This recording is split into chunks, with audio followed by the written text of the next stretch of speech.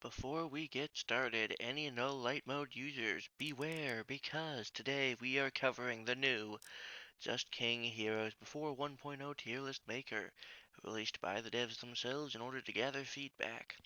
So, how are we going to be covering this? Well, I have the game itself open. You might hear a couple of the clicks and stuff. That's from the game itself, as that way I can review the heroes and everything, and we'll be going over them. And there are a couple of criteria that I want to talk about when I'm judging a hero. So, one is going to be their synergy, two is going to be the items that they get, three is going to be their reliance on items, which means how powerful they are at level 2, three is going to be how powerful they are at level 3, and what roles they're able to fill on a team. So there's a number of things that I'm going to be talking about for each hero, and I apologize that I sound quieter than usual. It's 6 o'clock in the morning, but I'm not waiting any longer to do this tier list. So, let's get started. So, what is the first hero we have on the list? Well, it's the King. So, the King is a special unit. He is unable to take damage when you have four other units on the team. As such, you can run a team composition with no tank whatsoever and just the King, and as long as you only have two units, he'll basically be immortal because he'll take 50% less damage, and he has 5 armor, so he'll take another 50% less damage, and you have a tank who has the equivalent of 10 armor and 50 health with just 2 units on your team. He also provides healing to the entire team, and he starts out with 3 item slots. His damage isn't that great, but overall, he's good enough. I'm putting him in S tier because he's self-sufficient with the amount of healing he has. The amount of item slots he has allows him to carry the piggy banks and earn money for the group. He's able to carry banners into battle, and he's able to tank for his subjects. Overall, a very, very powerful unit. They might want to tone down the amount of armor he has because he's now taking a lot less damage as long as other heroes are alive. But overall, I think it's fine. So, let's move on to the next hero. So, Cupid. Cupid Lee is a heavenly hero. If you put them in the right slot, oh, I suppose that's going to be annoying, so I am going to turn off that sound effect because I didn't even have the game open. There. Is that going to fix it? Nope. Do they even have a slider? Huh. I guess that's the SOP slider. Very well. Anyways, as I was saying before I interrupted myself, so, the Cupid. They deal a small amount of physical damage when they suit somebody, as in it scales with strength. They have healing that scales with intelligence. They heal the entire team. They're reliant on there being a lot of enemies around. So, overall, what stats does a Cupid need to work? You don't need strength as a Cupid. It helps, but it's not needed. What you really need is a lot of haste. That way you can shoot as many arrows as possible, and you can also get a lot of healing going on with more haste. However, having too much haste in a situation like against a boss isn't going to help a lot. That's where your intelligence is going to be needed to be pretty high. So, Cupid needs good stats to work, but they also work really well with certain items, like the Bodiless Lightning, like the Incendiary Glove, because they hit multiple targets per arrow. They can even be a good holder of Poltergeist, because even if they're not dealing a lot of damage, they hit a lot of enemies, allowing them to just finish off low HP targets. So, what role do they fill? They are the best and only AoE healer. The other healers in the game, you have Bard, who is more of a sub-healer. Healing isn't his main focus. You've got a small amount of healing plus bark skin from the druid, and then you've got two single target healers. If you're building a team with Captain, with Ranger, with Wukong, with the Krasis and stuff, and you want to be healing targets that are across the map, You need Cupid because Cupid is the only one capable of filling that role. Because of that, Cupid goes up to S tier. They also, with their signature item, grant bonus intelligence to the entire team, which can be very helpful. And no matter what bonuses you give your team, even if it's strength bonuses, the Cupid benefits. Overall, Cupid is one of the best units in the game, S tier. Moving on, we have the Knight. So, the Knight scales with strength. That's all he really needs. You can give him haste in order to make him better at his level 3 cooldown, but overall at level 1, you don't really need haste. He covers AoE, he's a good tank because the more armor you give him, the more block he gets, allowing you at the start of battle to basically tank a lot of hits until you're able to get into a kiting rhythm. And overall, he is a solid B tier hero. He is the baseline. If things are better than Knight, they go in higher tiers. If they are worse than Knight, they go in lower tiers. Now, next up is Bearman. I guess I'll also talk really fast about his signature item because I did for Cupid.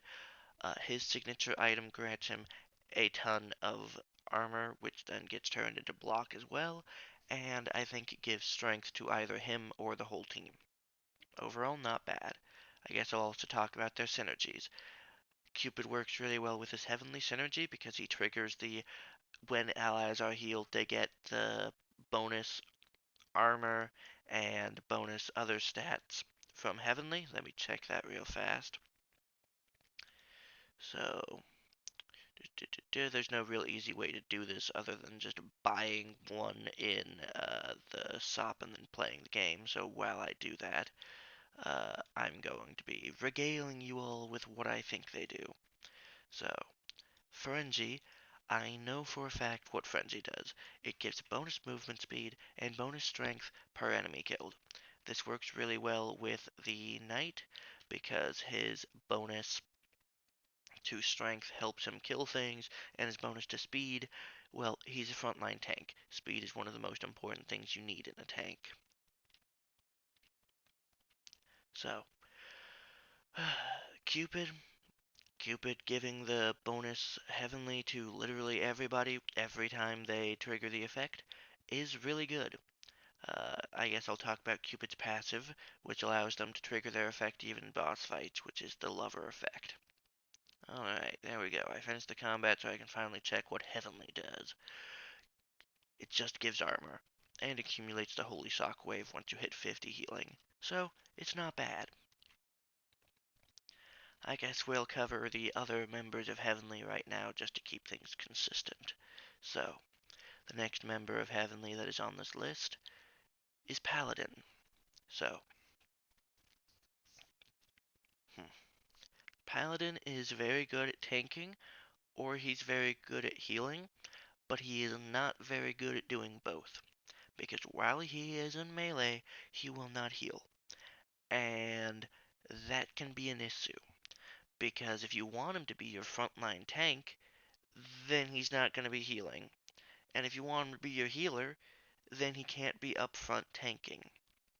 So he can be either a sub-healer, like the Bard, but overall he's not going to be the best. And his Divine Smite requires you to build both strength and intelligence and armor and health for his frontline tank role. Knight doesn't need you to build health, he just needs you to build armor because that will give him two different effects. Comparing that to Paladin, Paladin I would say is an A tier. If you're doing a no rerolls, then Paladin can be good because you can fill multiple roles for your team, and you can change that out later without needing to sell the unit. But overall, not very good at either of his jobs. In fact, if I go to Just King and I just go back to outside the game, Zone 1, Heroes Pool, his heal scale is 65% with intelligence, and that is almost the same as Cleric's 80%, and in fact, it is slightly higher than Cupid. So intelligence is good on the Paladin, but there also comes in the cooldown issue, where Cupid can fire faster than Paladin can. So they're around the same. Overall, Paladin is a good tank or an okay healer, but he cannot be both a good tank and an okay healer. And then at level 3 he does get AoE, so he can be good in certain situations, but I would still rank him only as an A tier hero. You can probably tell by the fact I've only ranked 4 heroes, and we're already at the 10-minute mark. This is going to be a long video because I intend on really giving my thoughts on everything. So if you need to, pause the video, go and get some food, come back, then like the video or something, and let's get back into this. So, next up is the aforementioned Cleric. So, before I rank him, I'm just going to put him there. I'm going to read some things. So, Cleric.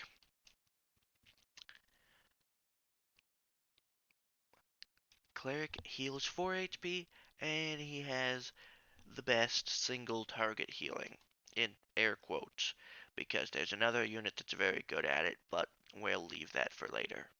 So, with Cleric being the best right now healer, they scale very well with intelligence, so that's basically all you need is intelligence and a bit of haste, and they can do their job. And because of the heavenly synergy, being able to output that much single target healing, if you have someone who can take all that damage, you're going to be getting AoE shockwaves pretty often. And overall, because of that, the amount of healing isn't wasted.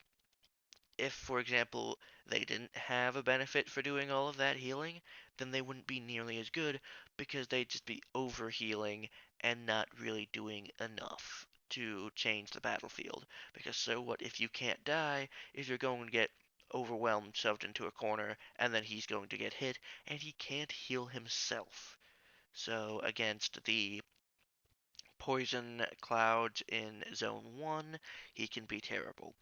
Against the uh, enemies that get down to half HP and start moving and attacking really fast in Zone 3, he can be pretty bad. In Zone 4, with all the samurai slashes, he can get hit and be unable to heal himself, and he will just fold. Because you don't want to build tank items on him, but if he doesn't have the ability to take at least, 2 hits, he's not really going to heal himself and he's going to rely on the king to do it.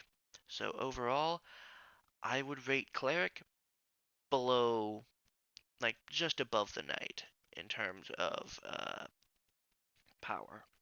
He's not an A tier, he's definitely not an S tier, but overall, he doesn't rely too much on items. He's not multi-ability score dependent or mad. That's a D&D term. And overall, he's just a good unit, which that's where most of the core units are going to fall in. Now, Bearman. Bearman is also going to go barely above the Knight. Bearman works. I guess I'll talk about the signature item since I remembered it. So, Paladin's signature item gives extra HP to the whole team, and it gives him some amount of healing, and the Cleric gives him the ability to. Well, it gives movement speed, and it gives intelligence to the team, if I remember correctly. Just gotta double check. Uh, Compendium, Untuned Loot. Rotten Tomato is armor to the party and health, so that's from the Paladin. And the Untuned Loot is intelligence and haste, so not bad. And then the heavenly item that all of them are able to get is the Royal Band-Aid, which goes on the back and increases speed. That's really only useful for the Cupid and the Cleric, but overall it's not a bad item for any one of them can get it. Alright. Next up, as I was saying, Bearman. His signature item, the Calla Lily, increases health of the entire party and increases his intelligence so that he heals more after a rage. So, Bearman, in a vacuum, is an S tier hero. Bearman, in actuality, is a B tier hero. If you look at him as a unkillable monster who leaves the party after getting hit, annihilates everything, and then comes back, yeah, he's an S tier hero. If you take into account that on permadeath, he's going to go out there, kill like half the field, have 5 HP left, and then die, he's terrible. But there's one thing. If you give him a pocket cleric, he is S tier. Without a pocket cleric, and on permadeath, he is in D tier. In not permadeath, he's just S tier. I play the game in permadeath and no rerolls, so really, this guy swings wildly. As does the Turtle Man, and Wukong is a special case, so I'm not going to talk about him. But these two, these two are basically intrinsically linked.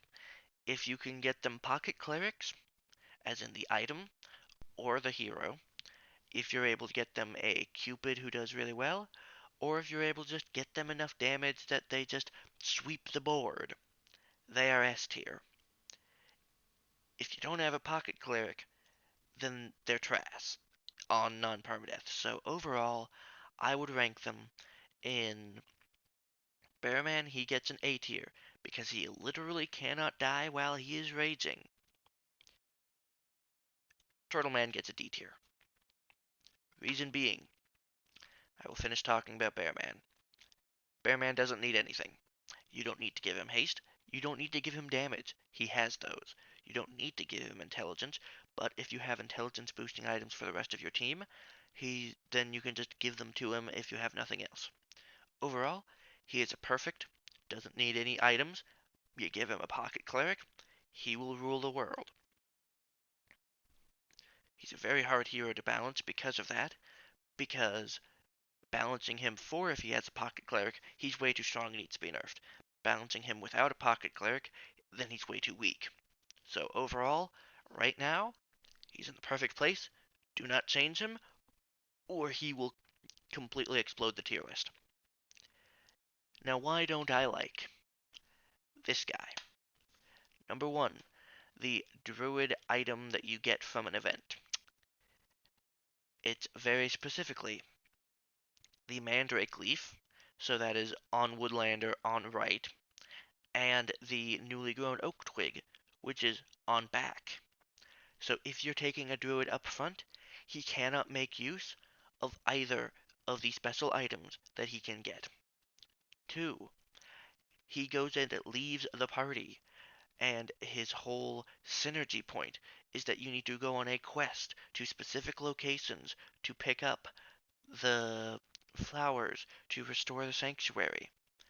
You cannot do that if your main tank is gone, and he's not going to be picking up flowers because he's wandering off to wherever the hell he wants to go. So you can't pick up flowers because you don't have any tank, so you need to be running as far away from the enemies as possible, not cruising the map.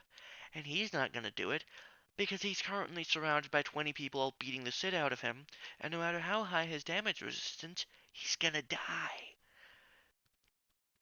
Because you cannot balance around having 10 units surround a unit and beat them up and make that fair in any context, because any other hero should be dead. So giving him a bit of damage resistance is okay in normal and in fun difficulty, but if you're playing on permadeath, do not do this. Not only that, but the opportunity cost of not being able to have one of the best level 3 healers, the opportunity cost of not having one of the fastest attacking units, and instead you choose to have this piece of utter garbage. I would honestly add an entire new tier. Let's see if I can do that. Add row below. Let's see. Put you there. Uh, Worse than an empty slot. I would honestly rather have an empty slot than waste putting my druid in the front. I would rather that, because he is taking away from my king's damage resistance. Absolutely garbage. Never ever in a million years picking this. So, let's move on, shall we? To happier things, like the Slayer. So, Slayer, I would say is an A tier hero. But there are a couple of conditions. One, he's a rusher unit, but you don't want to be moving too fast while you use him, because the way that his axes work is once they're on their way back, they calculate where you're moving and how, and they go to where you will be if you keep moving in the same direction. So if you're playing him, you're going to be want to moving in straight lines and keep moving in those directions for as long as possible for him to keep catching his axes. You don't want to be mostly standing still with small bursts of movement, because if you move too quickly in one direction, the axe will go flying off. You'll never see it again. And that's where this guy's really good, because he doesn't need to build haste. Because he catches the axes, he doesn't need any haste. Which means you can just build him for damage. But also, the faster he attacks, the more armor break he puts on opponents. So he doesn't need haste, and he attacks fast enough to trigger his ability. So it's a really, really good combination, because now you don't need to put anything on him. You can have a level 1 Slayer in the back, never upgrade him, and he will help you out just the same as a level 2 or level 3 Slayer all the way to Act 3. He is a unit that you can put on your team, and he will do his effect with no need for you to invest literally anything. He will make enemies take approximately an additional 20% damage. I say approximately because 1 point of armor is the equivalent of 10% HP, and a bunch of other fancy ways that armor somehow works that I don't understand. But what I do know is he reduces the enemy armor by 3. So that's an effective HP reduction of 60% from a level 1 unit that needs no stats. I've made my decision. He's bumped up to S tier.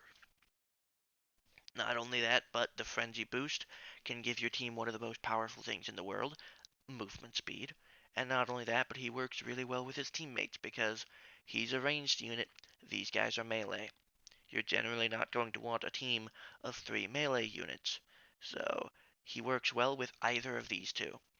And Bearman works well with Knight, because Bearman is Bearman, and he can go off on his own, and the Knight is able to protect your team while Bearman is cleaning house. Cleric, Cupid, and Paladin work well together in that regard, because Paladin is a frontline unit, Cleric is a non-damaging unit, basically. That's not what they're meant for, and Cupid is a moderate damage unit, and their AoE from their synergy covers for the fact that Cupid kinda does a little bit of AoE, just on the fact they hit 2 people, and Paladin needs to wait till level 3. Now, that's Frenzy all covered. Let's talk about Druid. So, Druid is the worst healer in the game until he's level 3, and then he might just be the best. So, why is Druid one of the best healers? Because he heals you with Bark Skin once you hit level 3. At level 3, he will effectively heal you with you can't take damage the next 4 hits. And if you get him down to like a 2-second cooldown reduction, so that he can do that every 2 seconds, the next 4 hits against you don't count, that's obviously one of the most busted things in the world. Not only that, but he can apply this to summoned units. So things like your Necronanas can get this effect. Captain's units can get this effect. The Shark can get this effect. And it increases the toughness of your team by 1,000,000%. He himself, he can heal himself. So that means he can give himself Barkskin, which makes him an infinitely better tank than this piece of garbage down here. You don't even need to stand still or do anything to get this effect. You just need to hit level 3 with Druid. So, don't put him on your team as your only healer, because otherwise you will lose before he hits level 3. But if he hits level 3 as, let's say, the Wolf Druid, then switch him over. As for items, you don't need to put extra intelligence on him for him to heal more, because the Barkskin does not scale with intelligence. The only thing you need to give him is haste. That's it. So overall, because of that, I'm putting him as a better healer than Mr. Paladin. Now, Wolf Druid is a bit difficult to judge, but they are one of the best for on-hit items because of how much they scale with haste. They can give haste to other units, which is something that literally only the Bard is capable of doing, and haste is one of the most important things that you can give to units in the game. So, I would list him as A tier. I would say that level 3, you should swap him out to be a backline druid, but he is better than the druid in most situations. He's better than the backline druid, base form druid, whatever you would like to call him. Not only that, but his attack has extra range. So he's forced to be on the side, but he can still hit units that your front line is tanking. So that's better than most sideline damage dealers. For example, Ronin is a sideline damage dealer, and they'll occasionally hit stuff, but you don't want them to be up front because they'll die, but you don't want them to be in the back because they'll never hit stuff. So as a sideline damage dealer, A tier, easy. Alright, next up, we're moving on to the strategists. And I guess these guys share an item. It's an on back, so it benefits base form druid, and it gives haste and movement speed to the party. Pretty basic, pretty simple.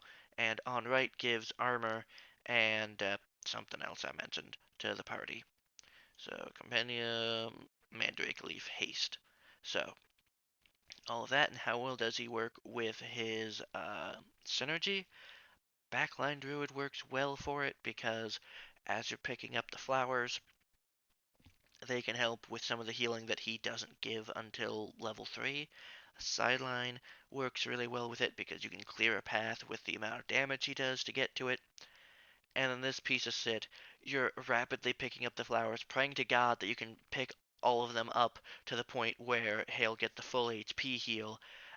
That way, him who's surrounded in the corner by enemies getting absolutely dogpiled will maybe get that full heal and not die. And then it's like, yes, we did it. He was at 1 HP, we got all the flowers, we saved him, and he's still getting his ass kicked down there. Oh, wait, no, he's on his way back and just lost all of his defense, and he's going through even more enemies that all now get a hit off on him, and he's dead. Even with a full heal in the middle of nowhere, he's still dead. So he allegedly works really good, but he's trash. So, next up, Captain. Captain is good because he is a sub tank, as in he has the HP and he has the armor, but he doesn't have any survivability other than that until he hits level 3. At which point his Ghost Nanas are some of the best tanks in the game because they distract enemies and they have enough HP to take a couple of hits. So as a tank, if we were just ranking him on tanking ability, he'd be a high B. But he's also able to give his team increased damage. And because of that, he doesn't even need to be hitting people, which already does a lot of damage. But his support abilities definitely yoink him up to A tier. But what's this? He's also a strategist. That means that he has one of the best synergies in the game, because it provides healing and even more damage. So despite the fact that he himself has no healing, you can run two captains and have a decent enough amount of healing. Captain and Wizard giving me the Strategist has been enough for an only healer. So, I would say that puts him in around here. He's good like the Paladin is, but I would say he's slightly better, and as for items, he only needs intelligence and haste so that you can get the ghost army back faster, and he provides more damage to the team. So overall, I would say he's high A tier, maybe low S tier, but he doesn't do anything that only he can really do. Yeah, he deserves low S. Fine. I've convinced myself. Now, Wizard. So, Ice Wizard is around here, and Fire Wizard is around here. Now, why is that? So, Ice Wizard. Let's go over it, shall we? So, do. There, found him. So, Ice Wizard applies 50% slow and 25 freezing. That means he needs to hit 4 times in order to freeze somebody. That's okay. And once they are frozen, then they lose all of their haste, and the next time they take damage, they take a percentage of their max HP. And fire just has an increased radius and does negligible burn that will never matter. So, let's talk about these two guys because this was a joke. So, overall, as I said, strategist, one of the best synergies in the game. So, overall, that already bumps them up to low A tier. Fire is really good at specializing in what the wizard is already good at, AoE. That is what the wizard is good for because he does the fireballs and they do the exploding and they hit the lots of people. So, wizard is already good at AoE. This just makes his AoE bigger. And if you're running imps or sun and you get out of imps teeny tiny range, or the sun is on holiday, he's able to keep the fire going at whatever stacks it was so that it doesn't fizzle out and go from 100 to 0. So, in a fire team, his fire matters. Otherwise, it doesn't, and otherwise, he's just basically wizard level 3. So, overall, I'd say, yeah, low A tier.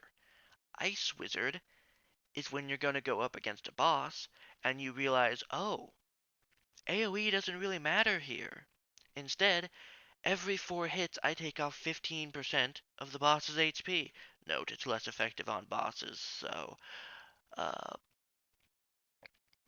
bosses only lose 5% of their total HP and increase all of their damage taken by 15%. Yay! This turns Wizard from a AoE to a debuffer, making enemies take more damage and making the small amount of AoE that they do hit absolutely incompetent and never able to reach you. So, if you have both of these on a team, you're golden. But overall, I would have to say that Ice Wizard is slightly better than Fire Wizard, and both of them are a little worse than Captain. But overall, both of them are really good. Now, next up, oh, yeah, and their item is on back extra movement speed, on left extra movement speed, and then a bunch of extra intelligence. If they're on, okay, how the fuck does it work? Give me a sec. I know what it does because they had to change it. That's good. Okay. On strategist, 7 int. On back, 25% speed. On left, 25% speed. So he's the only plus 25% speed that isn't an on back effect. So that means that you can get effectively the highest amount of speed in the game only if you have a cat in the hat on the left. So that's good.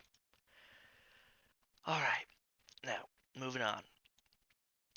Artificer is an easy S tier. honestly. He's really, really good. So, why is that?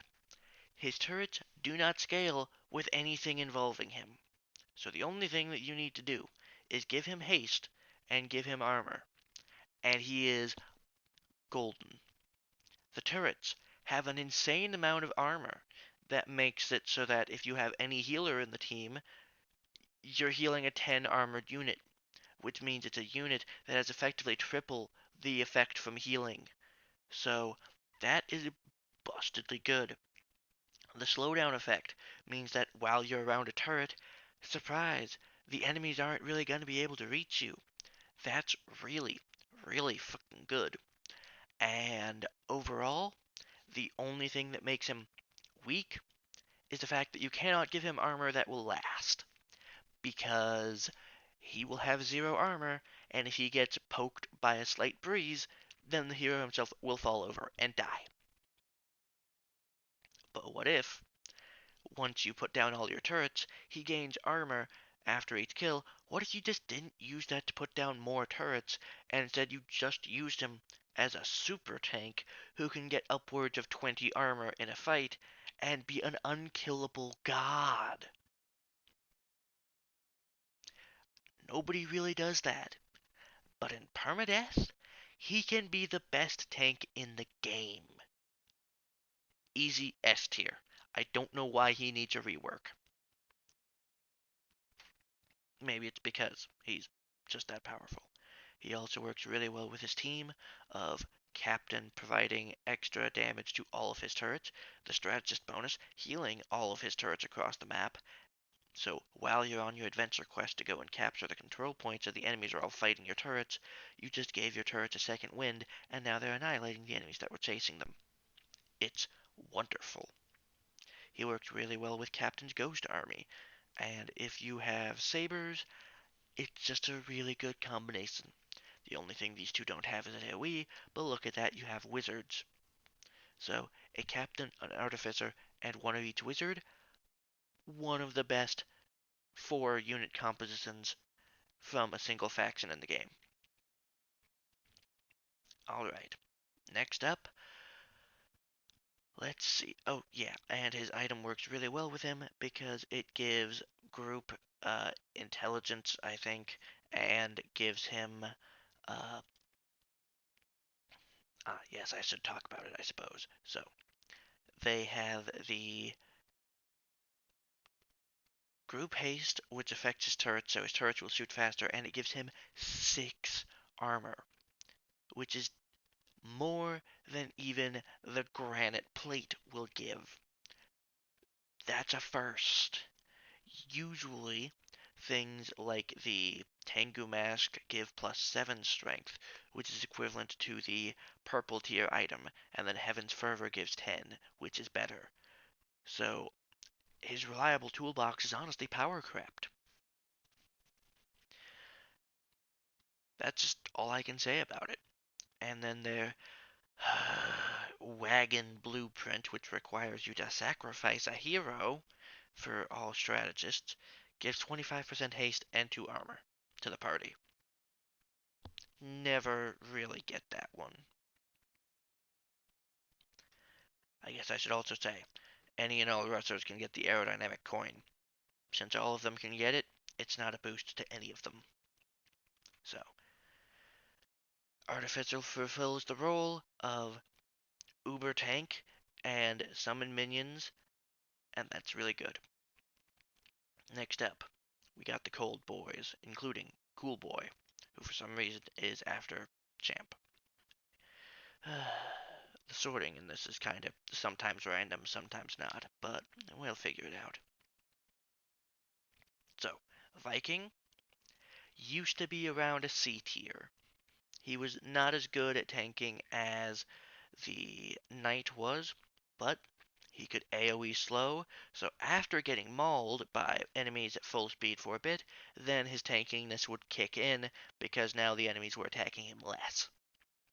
He then got buffed to take less damage once he hit 50% HP. I will check the game myself right now just to make sure.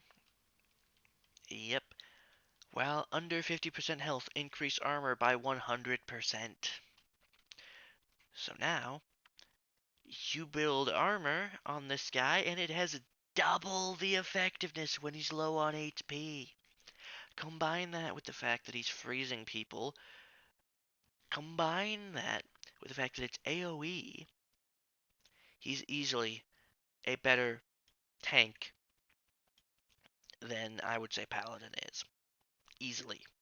He is a very, very good unit because he is able to take a lot of damage and provide a debuff to the enemies, a debuff that also makes them die faster because they take more damage and they instantly lose part of their HP.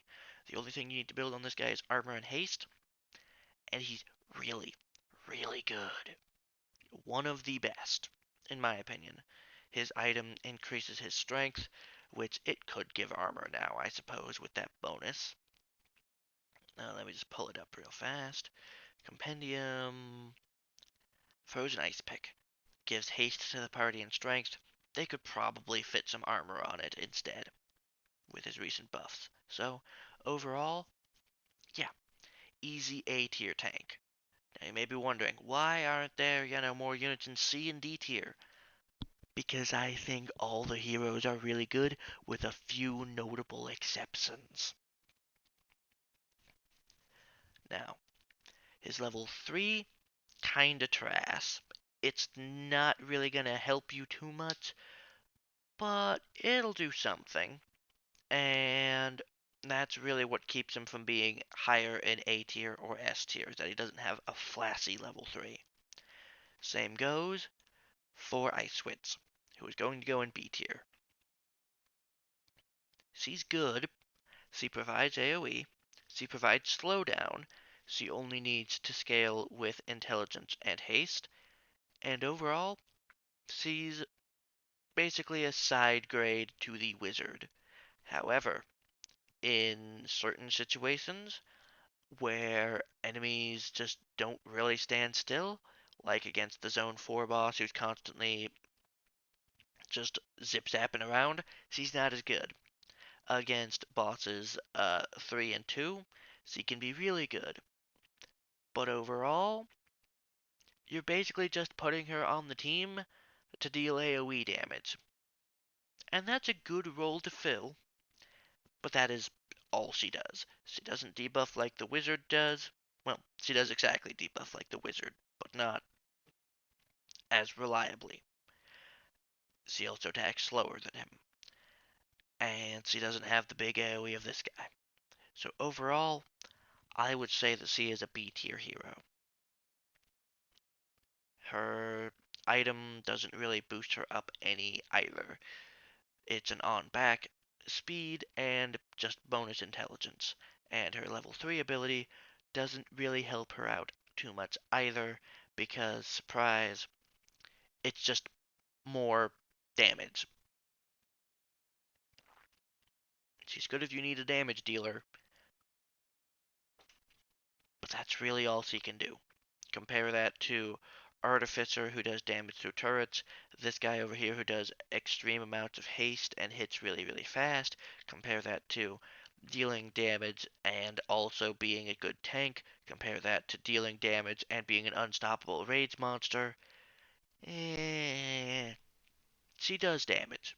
She does the debuff. She slows people down. She's okay. Maybe that's just my personal feelings on the matter. Now, Cool Boy. Cool Boy is a C tier hero. Shocking. But he suffers from something the same thing that Rogue does, and I'm going to be talking about both of them at the same time. So, Cool Boy, your crimes against the court are as follows. So, Colt negative 45C has 6 charges and reloads all charges when out of combat or empty after 5 seconds, not scaling with haste. So this dude, you don't build haste on. Okay. What's his role? Damage. Okay, let's just build his damage stat. Which one? Because he scales with both strength and intelligence, which can be a good thing, but it's not great. his Snowmaker. It spends 1 charge to deal damage and apply 20 cold. Okay, with all 6 shots he can deal a total of 120 cold. But if he splits that out among too many people, he's not going to freeze anybody. And the freezing debuff lasts 5 seconds. So by the time he reloads, the people he shot are no longer freezing. So he may as well not even apply cold unless you already have other cold units on your team. That's trash. The sweeping tornado completely ruins the fact that Ice Witch needs units to be standing in one place for an extended period of time. That's terrible. Now all of this changes when he hits level 3, because he reloads, freezes the Colt at 6 charges for 6 seconds. Then it melts and you're left with 1 charge. While active, all enemies gain frozen per second, and any that become frozen instantly get hit. All enemies gain 15 cold per second for 6 seconds. Yeah. Yeah, that's a bit strong. Because if you have any other cold unit, it's going to be insane. And if you did build haste on him, and he is suiting faster than usual, he's going to be freezing literally everybody. And when they are frozen, they instantly get hit for 10 damage. Oh wait, that's not 10 damage, that's also 15% of their life and increases their damage taken. So overall, if you build him with intelligence and haste and he hits level 3, he's an okay damage dealer. Until then, he sucks. And there is no way that you can improve him because he doesn't take haste. While you're waiting for Cold Stare to recharge, he's just 6 shots, useless. 6 shots, useless. And the Snow Devil doesn't scale with his other stat, and overall can ruin a couple of things. It's a bit like pairing Oni with the Ronin. The Oni's level 3 can knock units out of Ronin's level 3. If I had a nickel for every time one unit of a team had an area denial ability and another unit on the team that had a push enemies away ability, I would have, I think, 3 nickels. Which isn't a lot, but it's weird that it's happened 3 times. So overall, he's in C tier. Because he needs a bit too much to be viable. He needs level 3, and he needs haste, and he needs other ice units to work. And the ice bonus is that frozen enemies become stunned, which is neat, and it really helps the Viking not take as much damage, but it's not game breaking. So, why did I compare him to Rogue? Because Rogue is very similar, in that they both have something. The Rogue has Stealth, which requires him to stay out of combat for 3 seconds, and Cool Boy needs to reload. Rogue at level 3 has kills refresh his stealth, so he doesn't need to have his ability come back every 3 seconds. Cool Boy's level 3 makes it so that his gun doesn't need to reload for a while. Very similar in that respect. The difference being, Rogue kills people. Cool Boy doesn't really do that. What do I mean by this? Rogue at level 3 deals 6 times 15 damage. Ooh, that's the same amount of cold that Cool Boy's Freezing Stare does. Huh, damn, interesting. He also scales really, really well with strength, because any strength you give him is worth boatloads because of his bonus damage. He also already has really fast haste, and if you're not in Zone 1, he can literally clear the entire map in one-hit KOs, making him really good, surprisingly, at AoE. Rogue is honestly an A tier hero. You don't need to build haste on him. He's already got really, really good damage, but he scales incredibly well with strength. And overall, he's an A tier hero. Not great, mind you. He needs some things to work, but I would say that he's around up here with Viking. He's also not great against bosses because you do need to wait the 3 seconds in order for him to go back into stealth and stab them. And against the first zone, he's kinda just terrible. But overall, he's good, in my opinion. And he doesn't have any special item. And Cool Boy's special item is cheese, which I believe just increases his strength. Yeah, on right increases strength, and on cold gives him haste. Haste that's useless until his level 3, so even his item is not even good on him. No surprise there. Alright, so next up, let's talk about the Sadie Business Boys, and then we'll get to Champ. So, Sadie Business Boys. Moving on. Anyways, I should clarify. So, why is Plague really good? Plague does damage over time, so he will win the battle eventually. Plague does AoE. He hits literally everybody on the field. Plague is a tank. He has 40 HP and can gain armor once he has hits level 3 and has enough research. Plague heals as much as a cleric does, but can also heal himself, and he does it on 2-second intervals as opposed to 4-second intervals, so he's more likely to heal the people who are low on HP. The only thing is, you need to kill 10 units before he can heal. Once you kill 10 units, any 10 units, he's amazingly good. So, that means you can pair him with the Huntress, well, the Ranger, in order to get more units on the field to die. You can pair him with a Bearman, who will be invulnerable until the 10 research ticks.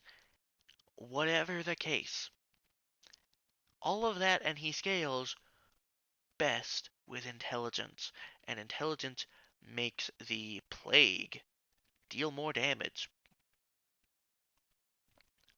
So, in short, we have a tank, we have a healer, we have an AoE damage clearer, and we have a damage over time. That's 4 roles filled for the price of 1 unit, who also with his synergy will give you more money. One of the most powerful resources in the game. Yeah, I don't need to say any more on that. Bard is a D tier, is a C tier hero. Oh yeah, and Plague was so special that he got three unique special items. The Plague Bottle for extra strength to the party, which he doesn't even benefit from too much, and extra flat HP to the party, plus 15 health. That's really good on summoned units and really good for the squishier units. You got the Placebo Bottle, which gives 25% HP to the whole party and intelligence to the whole party. And then the last one is on back plus 5 strength and plus 5 intelligence to the party. Ridiculously good. That's better than 2 banners stuck on a single unit. His items are power crept. His rolls are power crept. Busted, busted, busted. Honestly, better than the king. So, Bard. If you are using Bard, you are likely just using Bard. And not Rogue and not Plague. Because if you're using Rogue, then the bonus haste he's giving is worthless. And if you're using Plague, then his healing is worthless, and the haste is not really going to be going too much into effect. So what does Bard do? Bard is not a hero. Bard is a banner masquerading as a hero. Bard is plus haste to the party. Now, why don't I just say that Captain is plus damage to the party? Because Captain can tank. Captain can summon allies to the field. Captain has Strategist, which in battle provides control points that heal and increase damage. Bard throws a bunch of music notes everywhere that provide very unreliable healing. Bard puts out notes that can get eaten by enemies and deal insignificant damage to them and slow them down. And at level 3, Bard makes enemies fight each other, which is basically like summoning units. But all of that, and Bard just provides haste to the team, which can be really, really good, unless you're pairing him with his own teammates. So if you're going with just 4 random units, Bard is great. If you're trying to go with synergies, Bard sucks. So overall, I have to rank Bard at around here. Because honestly, no, he's worse than Ice Witch. I would prefer an Ice Witch. I will never look at Bard and say, I want that on my team. If I'm running a team of, I don't know, 2 Paladins, I'm like, okay, I need some damage. If I'm running a Captain, I'm like, okay, I need some units that can benefit from damage. If I'm running a Cupid, I'm like, oh, I need to run some summoned units. If I'm running a Knight, I'm like, oh, I need more backline damage dealers. I never need a Bard. The service Bard provides is one that can be provided by items. You can replace this man with items. Can you replace a captain with items? No, no item is going to summon a ghost army every 20 seconds and provide control points. Can you replace a Cupid with items? No, no item is going to allow you to trigger on-hit effects twice and provide healing to the team. Can you replace a rogue with items? No, no item is going to allow you to just one-shot everything across the field. Can you replace small motes of random healing? Yes. If you have a medkit, you have a bard. If you have a eel liver, you have a bard. If you have a Krylase fragment, you have the bard slowdown, but more directed. If you have a distraction item, like let's say the Necronomic Crown, then you have the bard's enemies fighting each other ability. Bard is completely replaceable by items. And because of that, he is trash. Because you never have a bard sized hole in your team. What he provides is okay, but never needed. And he would be good. He would be good as, just a guy who can provide extra money to the team if he actually worked with his team. Instead, he is completely terrible with the 2 people that he's supposed to work with most in the world. Unironic D tier ranking. Not a meme, not a joke. I actually think he's terrible. And the people who put him on their team, they see him as just a stat stick. Well, I don't need more stats. I need fireballs to take care of my enemies. I need a unit that can heal reliably. I need a tank. I don't need more haste. Next up, we'll cover the hot hands units. So, I believe that Champ is a top of A tier hero. You give him a bunch of HP, you give him a bunch of haste, and he does his job good.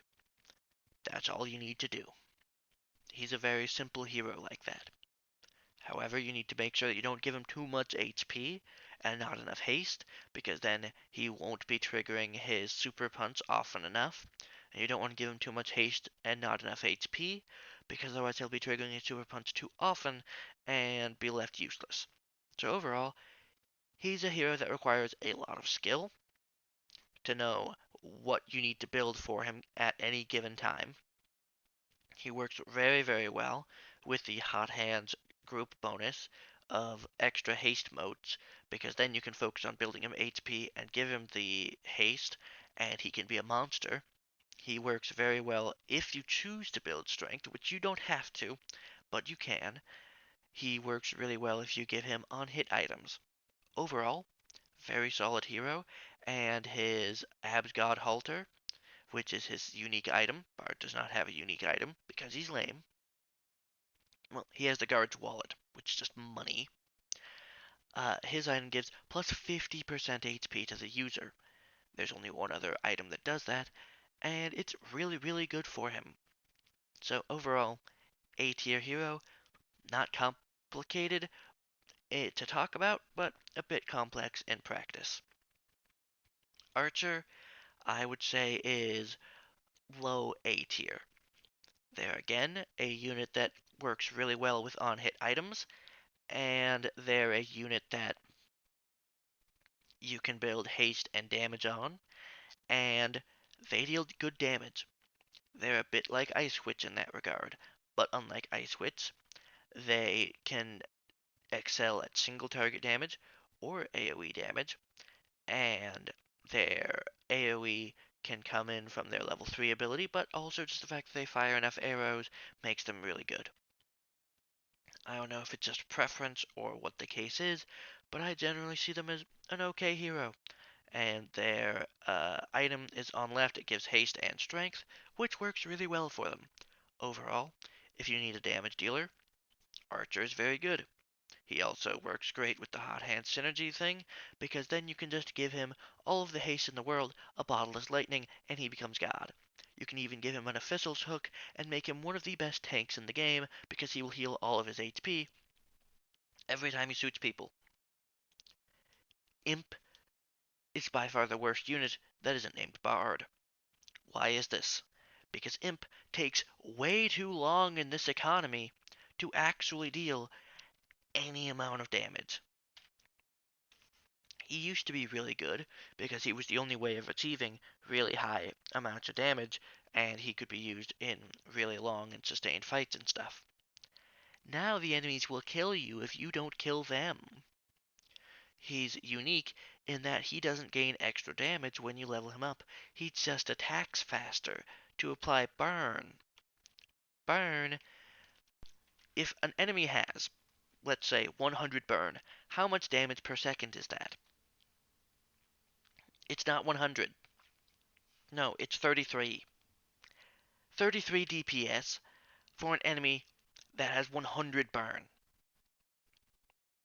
Because, surprise, the way burn works is it deals damage every second, and then every 3 seconds it deals accumulated damage equal to stacks. So at the first second, it'll deal 1 damage. The second, it'll deal 1 damage. The third second, it'll deal 100 damage. He has 33 DPS at 100 burn. At 200 burn, he has 66 DPS. Wow! 200 burn, 66 DPS. I'm so shocked and amazed here. You wanna know who can deal 66 damage? It's called a level 2 rogue stabbing somebody. Okay, maybe closer to a level 3 rogue. Stabbing somebody. And then at level 3, stabbing more. You wanna know who else can deal that amount of damage? Sun at level 1 can deal 12 damage in 1.5 seconds. At level 3, he's able to deal 36 damage every 1.5 seconds. That's 66 damage every 3 seconds. And you know what's worse? Burn damage is affected by armor. So the 200 damage is actually going to be getting reduced down to like 33 against the Zone 4 boss. 200 burn. And he applies 2 burn every hit. So that would mean he needs to deal 100 hits. Which, he attacks every At level 2, he attacks once every second. That means it takes him about a minute and a half to get to 200 burn to be able to deal 33 damage. I would rather have an empty slot. Not only that, but Imp has the worst range of any ranged unit. So you need to be practically in melee range for him to actually be hitting people. And his projectile isn't even that fast, so he can miss. His level whatever ability, his level 3, gives him a slight amount of AoE. Woo! He fucking sucks. And it's a damn shame. He should be good, but he is absolutely useless. He can't hit enemies at any range. He can't deal any amount of damage on hit. He does almost negligible amount of damage over time. That's also pwned by armor. And his last ability only triggers when enemies die. And if you're using imps, things won't die. Absolutely trash. Alright, I've ranted enough about that. Oni, S tier hero. They are a unit that requires you to build only strength, and in return, they will heal. I don't need to cover anything else. They are a frontline unit, like Paladin, but instead of being Paladin, who only heals when they're not whacking people, he heals while whacking people. Build strength on him, build haste, build HP, build whatever you want. This guy can be a solo healer for your team, and also tank, and also beat people up. Just better Paladin. Wukong, the best item scaler in the game, because you give him strength. Great, you've given him effectively 2 times the benefit because he summons 2 clones with 50% of his stats. You give him HP, you give him haste, you give him anything, and he basically doubles it. Overall, the best go out and wander unit because once he gets hit, he runs back to you. He's not going to stay to get clobbered by 50 million enemies. Not only that, he's hasty. So what does that mean? Surprise, it means he's going to be doing his ability more often. And the more often he does his ability, the better. I have seen people putting him in the front. That is not where he belongs. The Dragon Ball Super Saiyan thing is on back for a reason. You put him in the back. When he's ready, he sends forth his minions and he does some damage. He is not a frontliner. Oni is an on left and just gives insane amounts of strength to himself and a bit of strength to the party. Overall, pretty good. What about their team's unique bonus? The Yokai Gate. It's a really good. Provides movement speed, one of the best things that a synergy can provide, and it provides damage, one of the best things a synergy can provide. Overall, it synergizes really well with these guys. Not only that, Yukong synergizes with his allies, because you may notice melee, melee, melee, but this guy runs out, so you can put him on back and on left, and then use a Ronin and a Oni. So, Ronin, I would say, is a C tier hero. Reason being, he does okay with on-hit items, but overall, he's not tanky enough to be able to be put in the front. And while his level 3 is good as it scales with movement speed, and the Yokai Gate gives movement speed, and it makes him basically turn invisible and do slashes and stuff, it also means that he's going to be away from the party, and he's going to need to run back to the party. And I just said he's not tanky enough for that. So, if he's not built strong enough, which why would you build the Ronin instead of either of your other friends, then the enemies are going to survive the 7 blade slashes or whatever, and then he's going to try to run back to the party, and he's going to get owned and die. So overall, he's C tier. Not as bad as Bard, but every time I've tried to put him on my team, he ends up dying, because I end up trying to let him hit people, and he's just bad. If you want, put him in the back slot of your party and have an Oni at the front. That way he's providing the yokai bonus. And that's it. And then sell him once you find a Wukong or another Oni. That's his only purpose. Deep Cleric, I would say, is very low B tier. At they scale really well when they level up, because the amount of healing they get when they hit people increases by a lot, and the amount of tentacles they summon to hit people with increases at level 3, allowing them to actually self-sustain a little bit and heal themselves. They still need a sub-healer like a bard or a paladin or a not level 3 woodlander, but they have enough healing that they're able to exist, and they work pretty well with their deep ability because that also provides the healing that they need when enemies get hooked, and their item gives them an additional 50% HP, which is ridiculously good. Oh yeah, Ronin's item wants him to be on front. Ugh, terrible.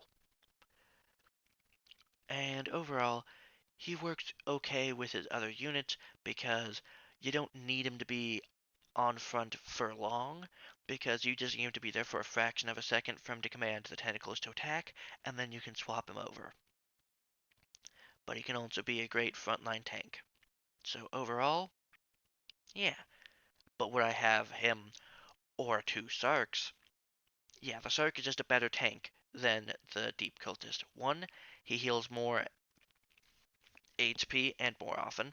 Two, he hits people a lot more than the Deep guy. He doesn't have the AoE of Deep Cultist, but that's okay. And he summons the most powerful summon in the game, bar none. At level 1, it has 30 HP, deals 6 damage, and heals 2 per hit. Yeah! You want to know what the Oni does at level 1? The Oni does 6 damage and heals 2 per hit. He summons the equivalent of a fucking Oni to go and terrorize people. And I already put Oni in S tier. What about at higher levels? Well, at level 2, it does 12 damage and heals 4. Oni does 12 damage and heals 4. And then at level 3, Oni does 18 damage and heals 6. And the Sark deals 18 damage and heals 6. Oni's damage scales 100% with strength, and his healing scales 25% with strength. The Sark scales 100% with strength, and its healing scales with intelligence. But at level 3, unlike the Oni's knock away and burst healing, which is okay, Wukong has the ability to gain AoE with his staff, which is okay. It doesn't bump either of them really up in the rankings. There's kind of abilities that happen. They're not really, they don't provide anything new to either of them, really, except for the AoE. But they were already killing everything, so it doesn't really matter. And Oni, in fact, knocks enemies away from the Ronin's level 3 ability, which would be a problem if I ever had a level 3 Ronin. Back to Sarkmancer. Sark Collar gives 4 HP every 3 stacks, and the Deep Cultist does 1 healing every time one of their tentacles hits people. And they can do that every 1 second, so it's around the same. But Deep Cultist scales 15% with intelligence, so in order to get to the next rounding point, it really takes a while unless you level them up, whereas Sarkmancer scales with 50% intelligence. So, what is the thing with Sarkmancer? Well, a lot of the time I've been saying, like, oh, they build with this, and that's really good because that's all you need to give them. Sarkmancer, you can scale with anything. You can give him intelligence items and make him heal himself by a bunch and put him on a heavenly team and cause giant shock waves. You can give him a bunch of haste so that he summons his little shark friend more often and does more damage and heals himself more often. You can give him just strength and make him one-shot people, which works as well. You can give him armor, which makes the HP he heals himself even more valuable. You can give him anything, and in no rerolls, that's insanely valuable to just be able to give him whatever the hell you have left. Now his level 3 ability gives him a ranged attack. So that way, you can put him on the side and he'll be pulling enemies to him and hitting them. That's really, really good because if he's low on HP, you can just sift him to the back and he'll still be hitting people and still getting those Sark color stacks and still summoning the mini Sark. The mini Sark who now is on fucking rabies and moving at 3 billion times the speed and haste and annihilating people on the other side of the map. Overall, Sark is really, really good. Insanely good. Now Litz. Litz is the top of C tier for me. So, what does Litz provide? Litz heals himself and deals 1 damage to enemies and heals himself 1 hit point. So he has terrible damage. And why would he need to heal himself if he's on back? Then you have Orb.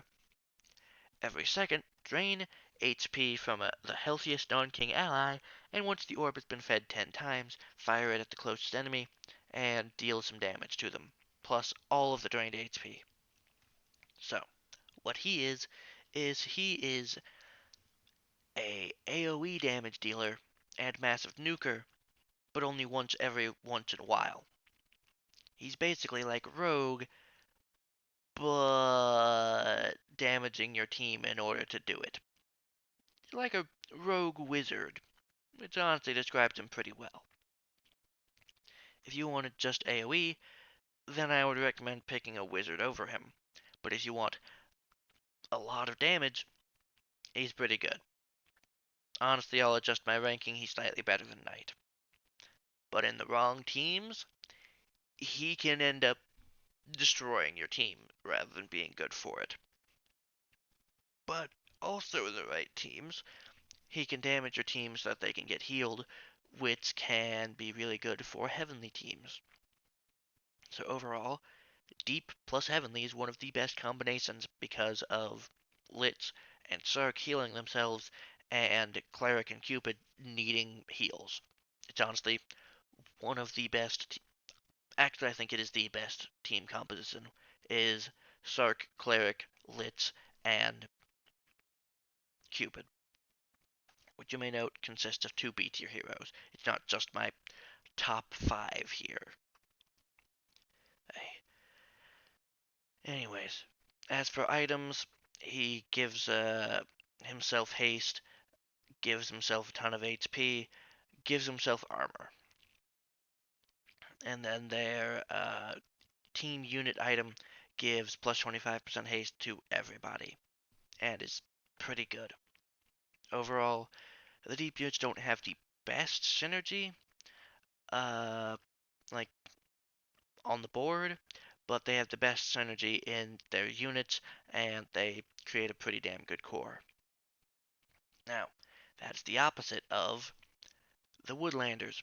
I've already spoken extensively about the Druid, but let's go over the Biomancer and the Huntress. So, the Huntress trades you standing still for making an enemy stand still. This is the best trade deal in the history of trade deals in Just King. A lot better than some of the other standstill benefits. They also get AoE later. They also can fucking one-shot people who have been trapped. Overall, they're a very hard unit to talk about. Because on the one hand, they're a one-shotting, Machete wielding, Kukri wielding machine who can just annihilate entire teams of enemies that have stepped in their traps. On the other hand, they can also just not really do a whole lot if you don't have a lot of movement speed and you haven't given him a lot of haste. So overall, without any items, he's one of the worst heroes. With enough haste that he can put down traps consistently, and with a team that allows him to stand still and put those traps down, he can be one of the better heroes. So I would rank him around here. Overall, not bad. Now then, these 3 boys. Oh yeah, also working with his synergy, I would actually dock him a few points for that because he needs to stand still, but he also needs to go around and collect flowers. So do you stand still to put down traps, or do you go and collect flowers? Doesn't work very well with that. Now then, of these, Poison Biomancer goes there, Broodling Biomancer goes like here, and Biomancer number 3, the Devourer, goes in easy S tier.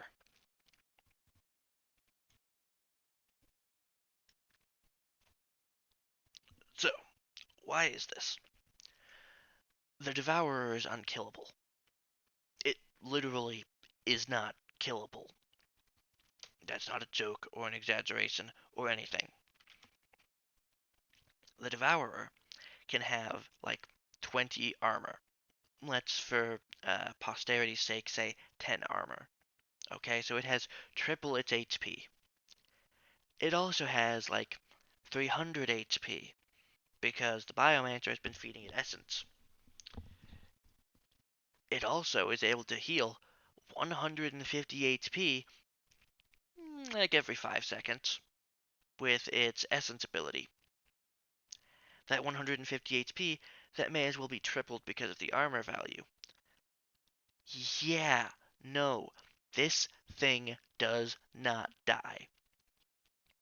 You could, I would say that you can have everybody on your team die, but it still needs essence in order to work. The thing is, if you have a Biomancer and he's decent at getting essence, yeah, he's gonna get essence faster than the cooldown. And then you're going to have an unstoppable killing machine. Biomancer Poison is one of the best AoEs in the game. It does the same thing that Ice Witch does, but its basic attack applies a poison damage over time. The damage over time from the area effect itself is greater, and it slows enemies down greater. All this from a unit that is just off to the side and doing whatever the heck it wants. And then Broodling is all the way down here not because it's bad, but because you're not choosing one of these two behemoth giants. And if you're not doing that, it's just worse. Yeah, you can have a whole bunch of tiny little crazy things all around the field, but they don't really do much. They exist, yeah, and if you're going with sabers for the chant, it can be good, yeah. But compared to these two, an unkillable super tank that can heal absurd amounts of effective HP, or the best AoE in and damage over timer in the game, nah, it goes there. And lastly, we have Protagonist. Oh, yeah, and items. Gives himself a flat 30 HP and gives intelligence to the team, which is not bad. And you, I think, give intelligence and hate, well, something. Compendium items, +7 intellect and +7 strength. And it also wants our boy to be a frontliner. Huntress is not a frontliner. Huntress is a sideliner. They're like the Ronin, but unlike the Ronin, they put down traps and then they one-shot people, so they don't need to be in the front often. They just need to be in the front long enough to get a single slap off, and then you switch over. So, yeah. So, Hoplite used to be pretty good, but then everybody else started getting upgrades. The Knight got his, the Knight has his bonus block. The Paladin has the ability to heal. The Oni has the ability to heal. Sark Boy has the ability to heal. This guy is just absurdly good. The Biomancer can summon a minion. This guy here scales doubly with armor. This guy here heals themselves a little bit. So Hoplite goes there. His special, unique ability is to do ranged damage. Don't get me wrong, that's not bad, but you're my tank. You're not there for the damage, you're there to live. And your protagonist ability makes that you attack faster. So you're really good at attacking fast. But we don't really need that out of you. We need some other ability that makes you really good with a stat. But really, you are more basic than the knight. Somehow. And your level 3 ability of letting you pierce through enemies with your spear would be good if you weren't in melee most of the time and not throwing the spear. So it gives you the least amount of AoE with a smaller projectile than Ice Witch's Ice Spear, and it's Ice Witch's Ice Spear conditionally and doesn't apply freeze. No. Sun has been buffed with a faster day-night cycle, and because of that I'm willing to put him in A tier. He is a side damage dealer, he's not the frontliner. He can hit people really hard in Sun form, and he can hit people really fast in Moon form. The best way to build him is with haste and with intelligence, because with haste, the sun damage will come, and with haste, the night damage will be busted, and with intelligence, the night damage will be busted. And if you put any amount of bodiless lightning or anything, he can be really good. The main thing is, you don't want him as your main tank. One, because he's wimpy, and sometimes he'll just be dealing no damage whatsoever. And two, he sometimes just vanishes off the face of the earth and turns into a giant ball of fire at level 3, which does negligible amount of burn, but the AoE damage, I can't say it's bad, especially not if you've been building intelligence. So, overall, you're decent. The baguette gives hoplite extra damage, and the burning wagon piece gives this guy some stats, and whatever it gives him, it's good because he's good with intelligence, haste, and strength. So overall, multi-ability stuff, he works. He's okay. Ranger, I would say, is now bottom of S tier. Used to be a lot higher, but since then, the wolves just get absolutely wrecked now. They never survive a hit in wicked difficulty. Because of that, they've gone from like cool distractions to one hit KO distractions. Until you hit max level, then they're pretty good. Works really well with the protagonist bonus of having extra haste when you're near enemies, because that means, oh no, my dogs are gone. And then once all the enemies are swarming in, suddenly you summon the dogs, get a little bit of a barrier, and you're able to slip away. Scales with strength, haste, but also intelligence once you get Hunter's Mark. Overall, really good. So, this is my ranking for all of the heroes. It took me an hour and 30 minutes. And that's why I did this at 6 o'clock in the morning, because now I can go and get breakfast.